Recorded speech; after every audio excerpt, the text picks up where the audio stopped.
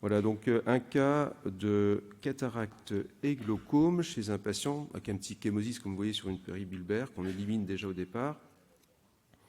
Et c'est un patient en fait qui vient pour une combinée cataracte glaucome, sur lequel j'ai prévu de faire une phacosclérectomie sur un noyau qui est relativement mou, comme vous voyez, une cataracte qui n'a vraiment rien de particulier, mais vous voyez bien que le patient, et il l'a dit en préopératoire, est quand même très gêné par son synchisis scintillant ou étincelant, qui sont effectivement des opacités qui parfois ne gênent pas, mais parfois sont vraiment très gênantes. Donc on fait sa phaco de façon tout à fait conventionnelle, et en fait, avec un peu d'expérience des cataractes congénitales, sur lesquelles, vous savez, à moins d'1 an au moins, il faut faire un rexis postérieur, l'idée, c'est de se débarrasser, sans avoir allé jusqu'à faire une vitrectomie postérieure chez un rétinologue, et de faire donc tout simplement, en fin de geste, un petit capsulorhexis postérieur. Alors, rendu pas très facile, car vous voyez, ces opacités blanchâtres rendent un peu la visibilité, le reflet un peu différent. Peut-être que le Ngenuity ou la machine de Zeiss serait intéressant dans ce cas-là, mais néanmoins, les capsules sont très transparentes. Elles paraissent encore plus transparentes lorsqu'on a effectivement un synchisis. Pensez à faire ce rexis en piquant au centre avec une aiguille, comme je vous ai montré.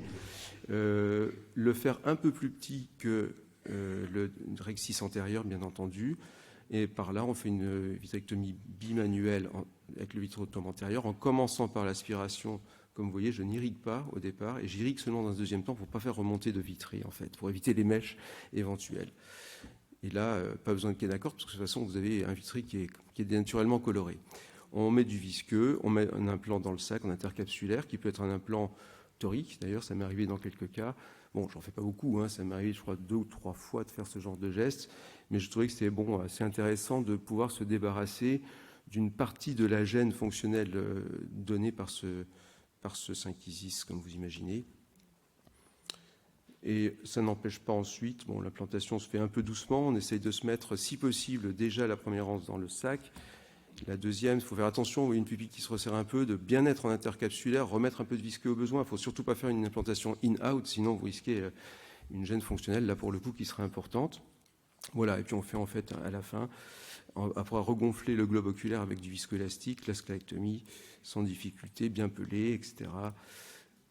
Voilà, on pèle bien avec, je le fais au couteau, on aspire le visqueux. That's all, folks. Merci. Merci Pascal.